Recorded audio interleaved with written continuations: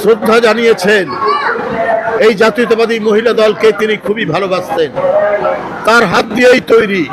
এখানে যে নেতৃত্ব দাঁড়িয়ে আছে সবই তার তৈরি।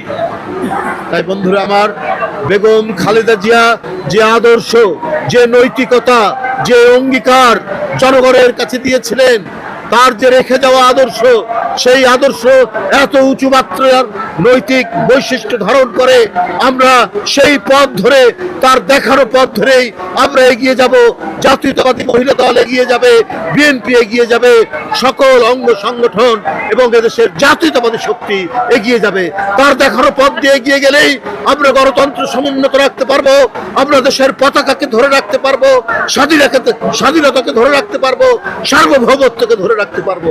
সুতরাং তিনি যে প্রেরণা, তিনি যে নিজে যন্ত্রণা সহ্য করে, অত্যাচার সহ্য করে তিনি তার পতাকাকে উড্ডীন রেখেছিলেন, সেই দৃষ্টান্তই আমরা অনুসরণ করে আমরা এগিয়ে যাব। এবং তার জ্যেষ্ঠ পুত্র বিএনপির ভারপ্রাপ্ত চেয়ারম্যান জনাব তারেক রহমান, তার যে পতাকা তিনি হাতে নিয়েছেন, তার মায়ের প্রদর্শনী পথ ধরে তিনি এগিয়ে নিয়ে যাবেন এই দেশকে নতুন সম্ভাবনার দিকে, নতুন দিগন্তের দিকে।